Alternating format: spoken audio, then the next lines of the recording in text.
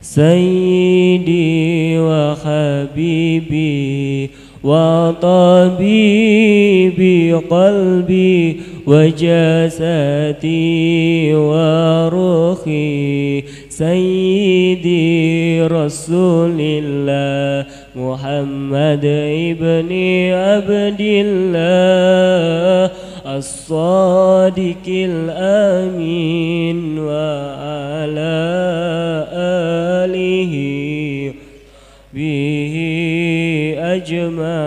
أجمعين اللهم صل وسلم لا سيدي وحبيبي وطبيبي قلبي وجسدي وروحي سيدي رسول الله محمد ابن عبد الله الصادق الأمين وعلى آله وصحبه أجمعين اللهم صل وسلم على سيدي وحبيبي وطبيبي قلبي وجسدي وروحي سيدي رسول الله محمد ابن عبد الله الصادق الأمين وعلى آله وصحبه أجمعين اللهم صل وسلم على سيدي وحبيبي وطبيبي قلبي وجسدي وروحي سيدي رسول الله محمد ابن عبد الله الصادق الأمين وعلى آله وصحبه أجمعين.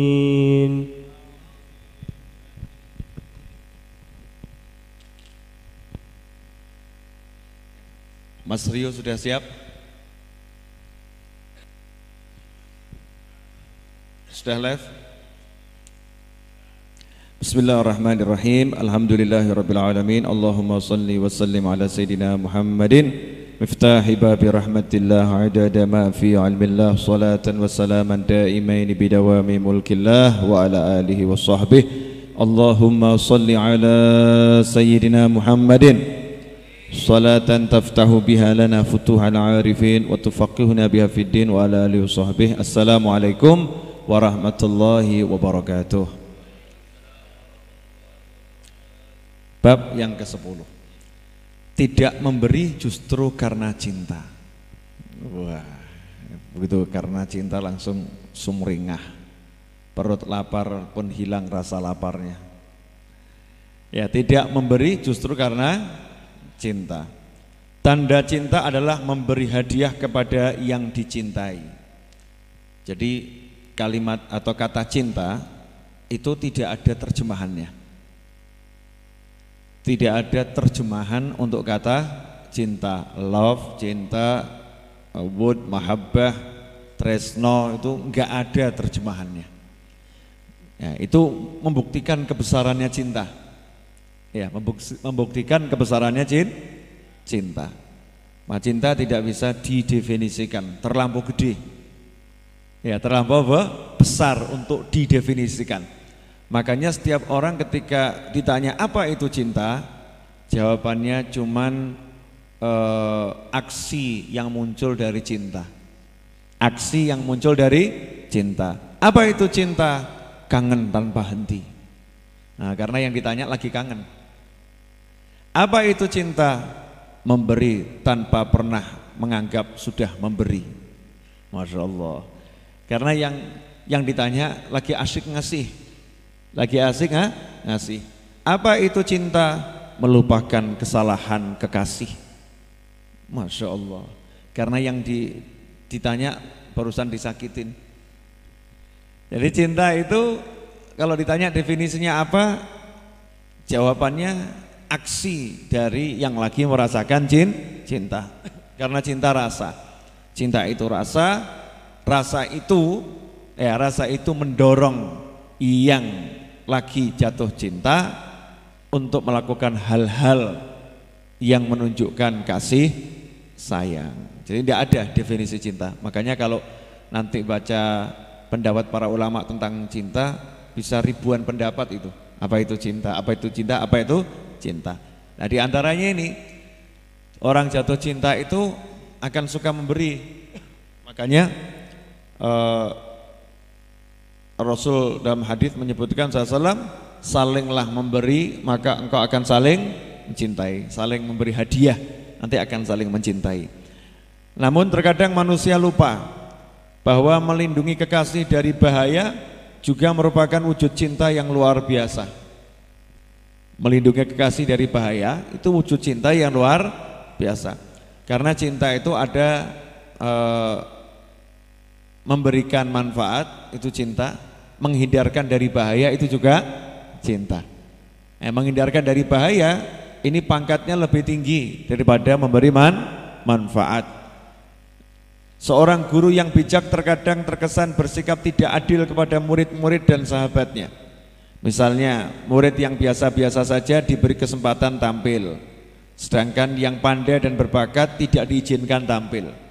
Yang juara 1 suruh ngosek WC, yang IQ-nya sedang-sedang disuruh ceramah. Ini gurunya aneh nih. Ini kenapa ini yang IQ-nya sedang-sedang justru disuruh ceramah, yang pinter disuruh ngosek WC, nggak ditampilkan. Ada apa ini? Ya terkadang guru harus begitu ya dalam mendidik murid-muridnya. Kenapa? Karena dia justru lagi mencintai murid-muridnya tersebut. Sebab yang IQ-nya sedang-sedang, mungkin ilmunya nggak seberapa, tapi hatinya nggak ada riya, nggak ada ujub, nggak ada sum'ah. Sementara yang pintar masih penuh kesombongan, riya, ujub, sum'ah. Sama gurunya belum boleh tampil dulu. Disuruh ngapain? Ilmu punya, tapi hati belum punya. Ngosek WC dulu. Ya, biar nanti punya hati. Nah ini guru tidak memberi kesempatan tampil, itu justru cinta sama muridnya.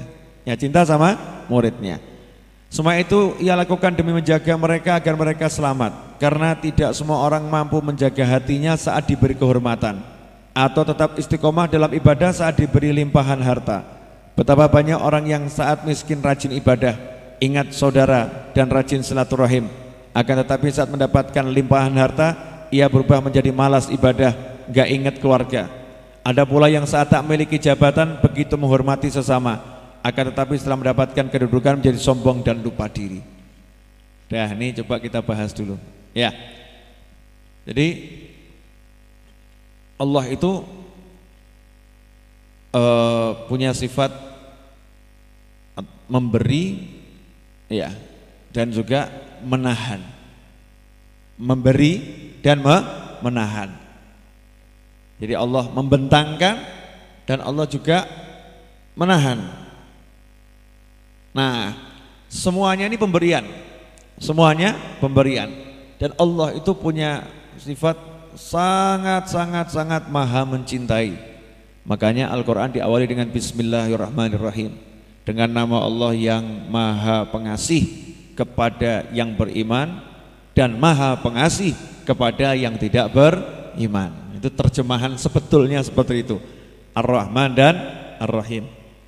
Kepada yang beriman Allah sayang, kepada yang enggak beriman Allah juga sayang. Buktinya yang enggak beriman boleh ketawa, yang enggak beriman boleh punya anak, yang enggak beriman boleh menikmati pemandangan, yang enggak beriman boleh berenang, yang enggak beriman boleh punya mobil. Kalau Allah enggak sayang, maka di dunia ini pun tidak akan diberi kenikmatan. Di dunia ini pun tidak akan boleh merasakan namanya nikmat yang enggak iman sama Allah Subhanahu wa taala. Allah sangat sayang kepada hambanya. Nah, di antara wujud sayangnya Allah itu adalah tidak memberi. Contoh, ini kok ada santri rajin ibadah, rajin doa, minta handphone baru. Ya, setelah bulan Ramadan berakhir, handphone lamanya justru pecah. Sudah dia nggak dapat, handphonenya justru pecah. Apa perasaan hatinya? Sedih, hancur, betul kan? Nah, Allah nggak ngasih nih handphone barunya nih, nggak ngasih, belum dikasih handphone barunya. Handphone lamanya justru dipecahkan. Kenapa? Karena dengan handphone lama pun dia pakai untuk maksiat. Handphone lama pun tidak dia gunakan untuk taat, untuk mojok pacaran melulu nih, ya kan? Untuk maksiat. Sehingga handphonenya ini apa? Alat untuk membuat dia masuk neraka, alat untuk menghapuskan pahalanya, alat untuk menambah dosanya. Allah sayang sama dia, Allah cinta sama dia, tidak dikasih handphone. Kenapa tidak dikasih handphone? Biar tidak tambah dosa. Bahkan dipecahkan tuh handphonenya sama Allah Ta'ala, biar. Sementara yang bersangkutan gak paham. Kenapa minta handphone baru, justru hancur yang lama. Ya justru hancur yang lama. Nah kalau yang paham, langsung dia istighfar, astagfirullah, bagaimana saya mau dikasih yang baru, dikasih yang bagus, yang lama saja tidak saya gunakan untuk taat, untuk maksiat. Alhamdulillah dipecahin sama Allah Ta'ala. Alhamdulillah, ya Allah ampuni saya. Begitu dia ngomong ampuni saya, Habib Novel tanya, kenapa handphonemu pecah? Kenapa pecah? Jatuh. Oh gitu, iya, Iis, tolong belikan handphone yang baru, Galaxy S9 Plus. Kaget dia. Iis yang beliin, bukan saya. Saat Anis nih, kaget. Alhamdulillah ya Allah, baru sadar sebentar, pecah, jadi baru, bahkan speknya sangat tinggi. Paham maksudnya enggak nih? Jadi kalau kita lagi nggak dikasih, kita lagi ditahan, apapun itu, jabatan, pangkat, kedudukan, ya, popularitas, kesempatan, kok dibuat sempit, itu tanda cinta dari Allah Subhanahu wa Ta'ala. Ada orang lamar kerjaan, kok nggak keterima-terima, nggak keterima-terima. Kenapa gitu? Padahal pengen kerja untuk keluarganya, untuk orang tuanya, untuk masyarakatnya, untuk temannya. Tapi kenapa kok belum dapat nih? Kenapa ini? Rupanya Allah lagi sayang sama ibunya, Allah sayang sama bapaknya. Ini kalau anak kerja akan ninggalkan orang tuanya, sementara di hati kecil orang tuanya pengen ditemani anaknya, sama Allah nggak dikasih itu. Biar apa? Biar orang tuanya bahagia dan anak dapat yang namanya birrul walidain lebih tinggi dari yang dia akan lakukan. Kenapa? Dia lakukan sesuai keinginannya, yang tidak dia lakukan justru sesuai keinginan orang tuanya. Loh, pelik ya hidup ini ya. Jadi kadang kita tuh lihat tuh cuman satu sisi, nah, di satu sisi juga sama ngelirik gitu kan ya. Maka kita harus buka mata lebar-lebar dalam hidup ini, ya, terhadap siapapun. Orang tua anaknya nangis, Bapak belikan permen, bapaknya enggak ngasih. Ibu belikan permen, enggak ngasih. Kata anak, Papa Mama pelit, Papa Mama pelit. Padahal bapak sama ibunya sayang sama giginya, sayang sama giginya.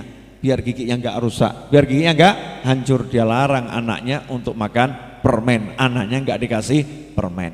Nah, bentuk-bentuk enggak ngasih nih, enggak ngasih, nolak, ya, kemudian nahan, ini dilihat oleh kebanyakan orang dilihat ini sesuatu yang tidak menyenangkan, ini bukan tanda cinta.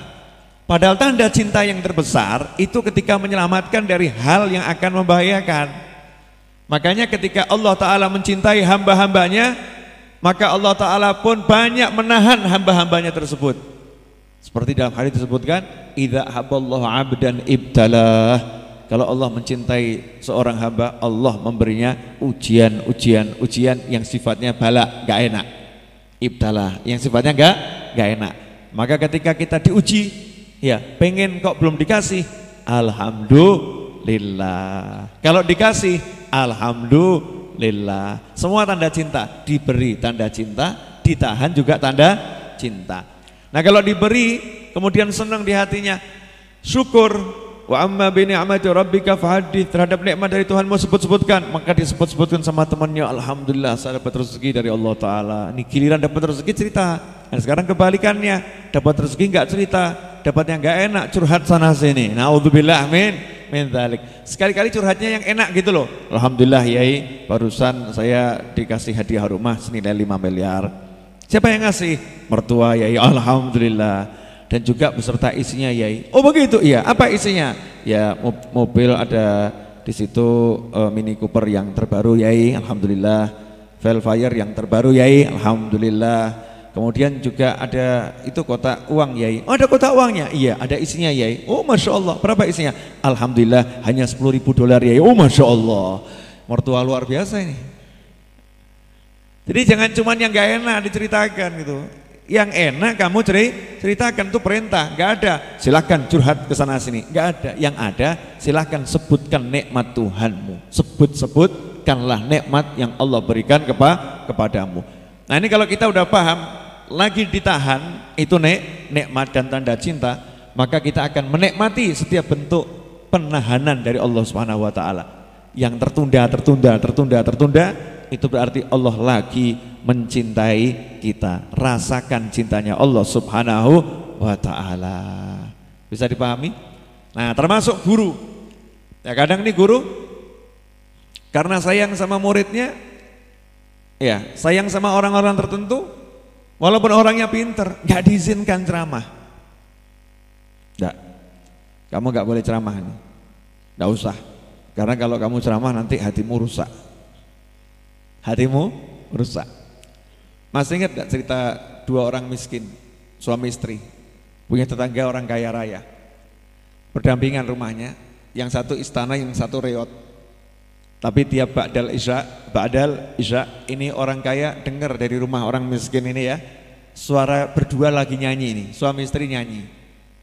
Ya kalau mungkin zaman dahulu di Jawa ini lagi nembang dua-duanya, ya lagi nembang nih.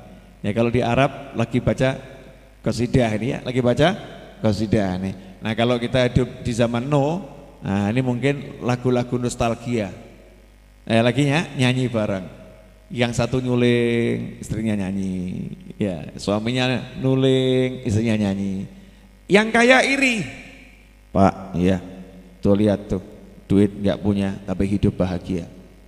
Tapi kita ini serba punya kok hidupnya nggak bisa sebahagia mereka. Bisa ketawa, habis isya tuh ketawa, bercanda, luar biasa. Kata suaminya, belum kenal duit. Maksud bapak? Udah, saya besok ke rumahnya. Besoknya ini orang kaya ini ke rumahnya. Assalamualaikum, waalaikumsalam. Alhamdulillah, ini saya mau kasih pinjaman modal. Nanti kalau punya duit dikembalikan. Kalau nggak punya ya nggak usah. Oh ya berapa? Gak banyak, hanya 1 miliar. Wah, tanpa syarat. Oh, alhamdulillah, terima kasih. Senang ini suami istri. Malamnya ba'dal isya, orang kaya nunggu nih, nunggu. Ada enggak nyanyian lagi? Nyanyian berhenti. Kenapa? Sibuk mikir produksi. Hari kedua, hari ketiga, setelah 1 bulan, yang miskin langsung ke tempatnya orang kaya. Ngomong apa? Maaf Pak, ini uang 1 miliar saya kembalikan saja. Kenapa? Sejak punya uang 1 miliar kami berdua nggak bisa nyanyi. Lebih baik nggak punya duit tapi tiap malam bisa nyanyi. Masya Allah. Pilih mana? Ayo pilih yang mana? Mesti ngeyel 1 miliar tapi nyanyi gitu toh? Mesti ngeyel gitu. Pasti kita tuh nggak bisa. Nah tapi itu nyata, itu kisah nyata ya, kisah nyata dalam kitab-kitab terdahulu. Makanya ketika kita lagi dikasih sama Allah kok serba sempit, itu pemberian Allah loh, jangan lupa, serba sempit itu karunia Allah. Nikmati itu, lihat di sempitmu itu ada lapang, di sempitmu itu ada lapang. Tapi kadang manusia nggak bisa lihat lapangnya, yang dilihat cuma sempitnya saja, semakin sempit hidupnya. Mbak, mohon maaf Mbak nanya, pilih mana? Punya suami super sibuk, nggak sempat duduk berdua, atau suami pengangguran yang setiap saat duduk berdua? Jawabannya yang super sibuk tapi tetap berdua. Angel itu. Ini kehidupan kok, nyata. Ya kan? Nyata ini, hidup nyata. Makanya bisa berdua lama gitu ya, berdua. Enggak punya duit tapi berdua itu duit gitu loh. Itu mahal. Itu anugerah. Cuman orang enggak pernah menganggap itu anugerah, kan kurang ajar loh. Kecil betul anugerah kok duit, ya Allah duit kira rego nih kertas mbok obong hilang. Tapi duduk berdua harganya unlimited. Berdua bersama orang tua, berdua bersama keluarga, berdua bersama kawan, berdua bersama anak keturunan, itu harganya tidak bisa diukur dengan uang, tidak bisa. Makanya kalau kita lagi dalam sempit, lihat toh banyak hal lapang di situ. Wah, duit gak punya, keluarga gak ada. Masya Allah, sempit pol itu. Sempit pol. Oh ternyata dia punya suatu. Apa itu? Dikasih iman sama Allah Ta'ala.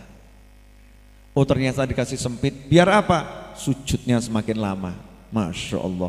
Sholat raweh di Majlis Ar-Raudhah, yang lain sudah bangun, dia masih sujud. Ketiduran. Ya, dia masih sujud. Sujudnya lama ini. Kenapa sujudnya lama? Masya Allah, karena syukur terus dan doa. Ya Allah, ya Allah, doanya panjang ini. Nah dia bisa doa panjang, sujud panjang ini ya, itu nikmat itu. Tidak bisa diukur dengan harta. Maka ketika Allah menahan sebagian dari kita, sejatinya Allah lagi memberi yang sangat banyak kepada kita. Cuman sayangnya manusia tidak bisa melihat pemberian yang banyak karena yang dilihat yang ditahan. Betul toh? Betul. Nah kalau bisa lihat nggak ada orang sedih, semua bahagia itu. Makanya orang selalu saling mengingatkan, biar ingat tuh kamu dalam nikmat tuh. Ya, kamu dalam nikmat. Ikhwani rahimakumullah. Bab selanjutnya ke-11. Tadi udah paham ya? Paham tuh? Itu kelihatannya babnya pendek loh, tapi kalau paham insya Allah terus resep urip seneng dunia akhirat itu. Kalau paham, jenengan renungkan itu bertahun-tahun nggak habis itu. Ya bertahun-tahun nggak habis. Mengutamakan orang lain demi menjaga imannya. Masya Allah. Judulnya kan agak aneh tadi. Set di Google nggak dapat judul seperti ini. Cari di Google, mengutamakan orang lain demi menjaga imannya. Insya Allah nggak ketemu judul yang seperti ini. Maksudnya apa? Judulnya nggak pasaran. Ya judulnya nggak pasaran. Terus bagaimana dengan isinya? Dalam kehidupan sehari-hari kita bertemu dengan berbagai manusia yang memiliki sifat yang berbeda-beda. Di antara mereka ada yang sudah kuat imannya dan ada pula yang masih lemah dan rapuh. Seorang muslim yang baik harus mampu menempatkan dan memperlakukan setiap orang sesuai dengan tingkat keimanannya.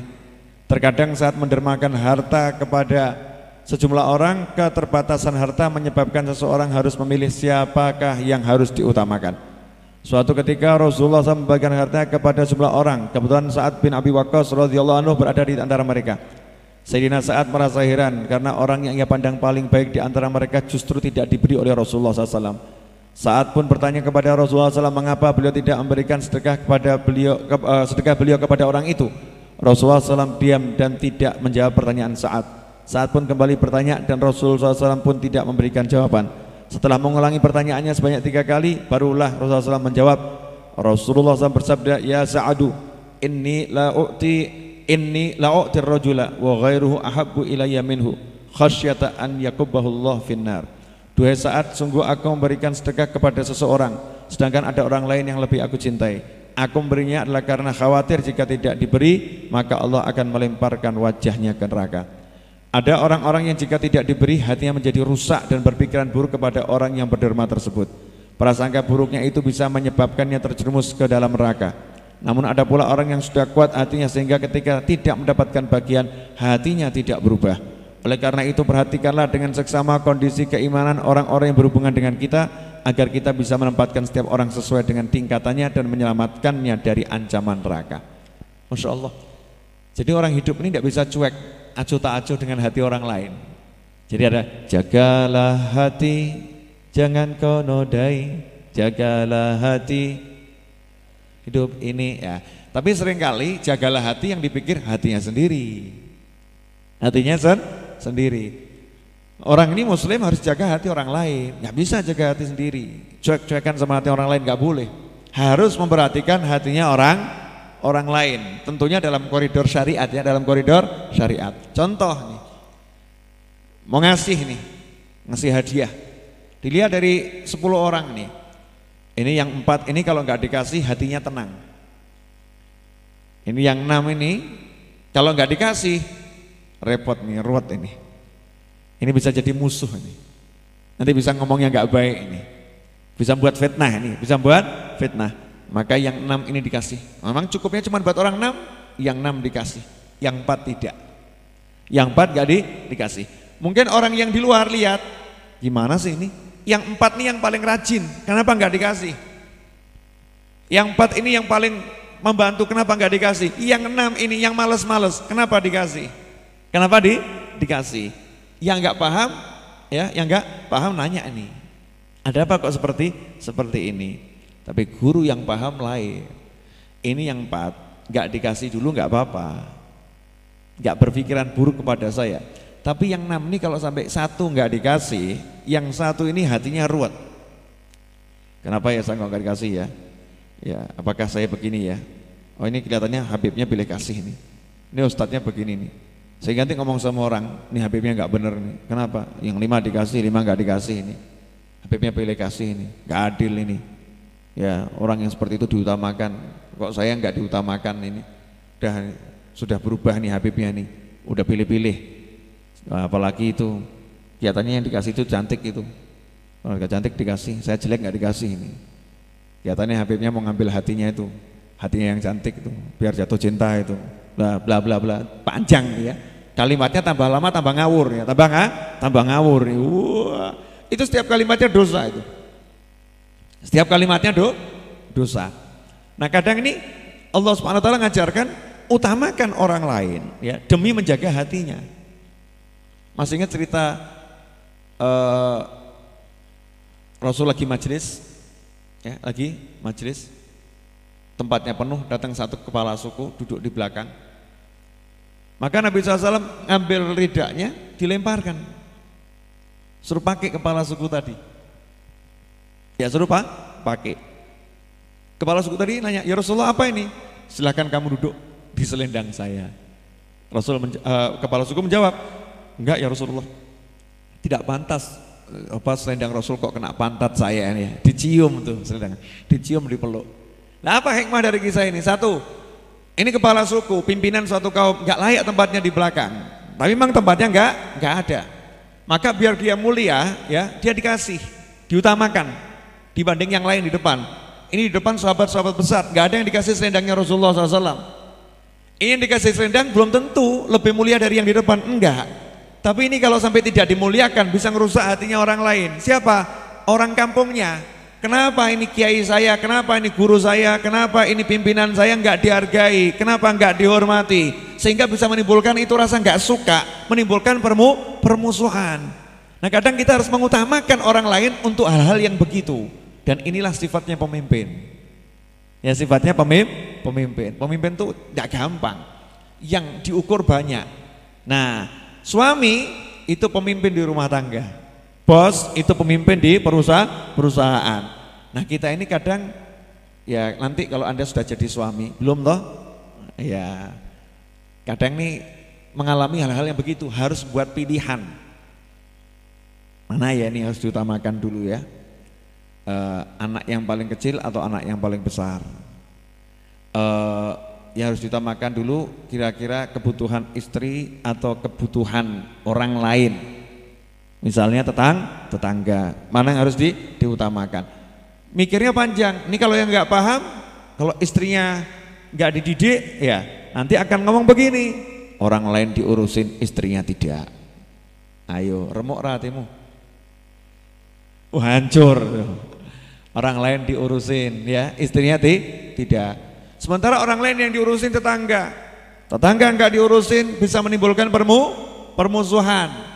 Ya kalau istri begitu kan bisa disayang-sayang selesai gitu loh, paham toh? Kok kayaknya berpengalaman? Jawab paham itu. Nah ini kalau nggak paham ilmu begini, nanti hidup di masyarakat ketemu orang macam-macam, bingung. Akhirnya nggak ada dikasih, nggak usah kabeh gitu.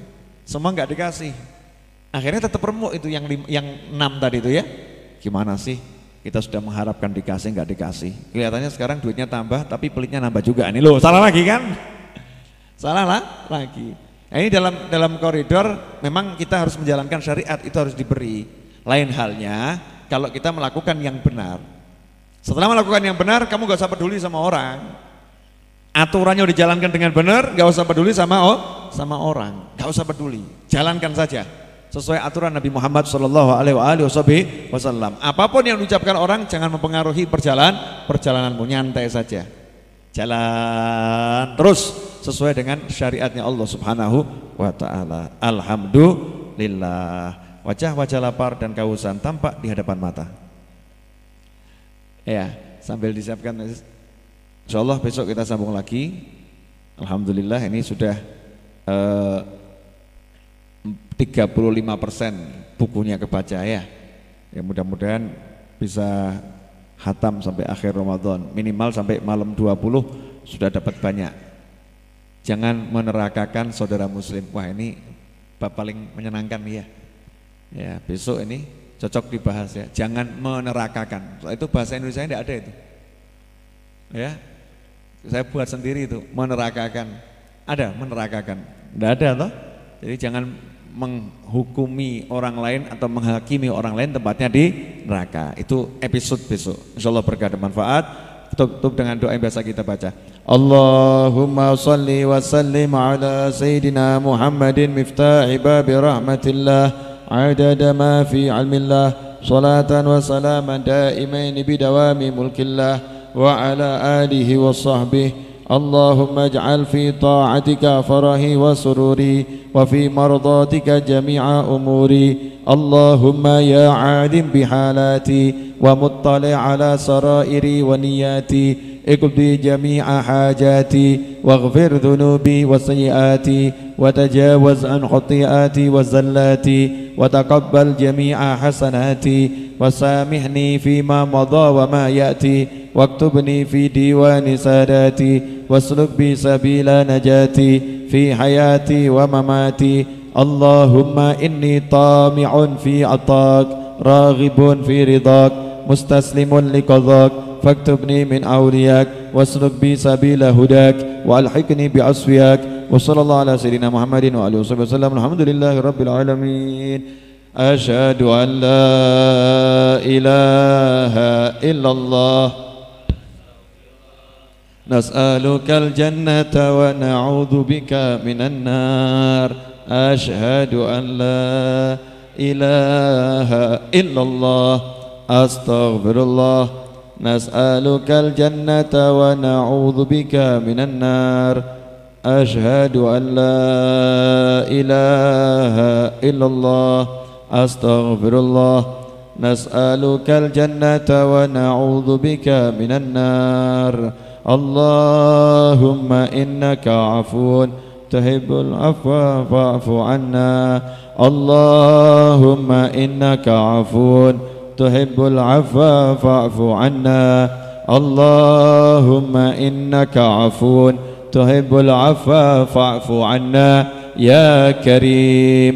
أشهد أن لا إله إلا الله أستغفر الله نسألك الجنة ونعوذ بك من النار. أشهد أن لا إله إلا الله أستغفر الله نسألك الجنة ونعوذ بك من النار.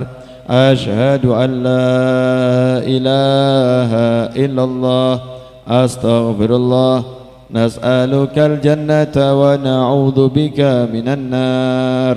اللهم إنك عفو تحب العفو فاعف عنا. اللهم إنك عفو تحب العفو فاعف عنا. اللهم إنك عفو تحب العفو فاعف عنا يا كريم. أشهد أن لا إله إلا الله أستغفر الله نسألك الجنة ونعوذ بك من النار اللهم إنك عفو تحب العفو فاعف عنا يا كريم. الله أكبر الله أكبر الله أكبر الله أكبر أشهد أن لا إله إلا الله أشهد أن لا إله إلا الله أشهد أن محمدا رسول الله أشهد أن محمدا رسول الله حي على الصلاة حي على الصلاة حي على الفلاح حي على الفلاح الله أكبر الله أكبر لا إله إلا الله لا إله إلا الله محمد رسول الله صلى الله عليه وسلم. اللهم صل وسلم على سيدنا محمد وعلى آل سيدنا محمد. اللهم رب هذه الدعوة التامة والصلاة القائمة آت سيدنا محمدا الوسيلة والفضيلة والشرف والدرجة العالية الرفيعة وابعث المقام المحمود الذي وعدته يا أرحم الراحمين. ربي اغفر لي ولوالدي ربي اغفر لي ولوالدي ربي اغفر لي ولوالدي ربي اغفر لي ولوالدي ربي اغفر لي ولوالدي وارحمهما كما ربياني صغيرا. اللهم إنا نسألك العفو والعافية والمعافاة الدائمة في الدين والدنيا والآخرة. وصلى الله على سيدنا محمد وعلى آله وصحبه وسلم والحمد لله رب العالمين.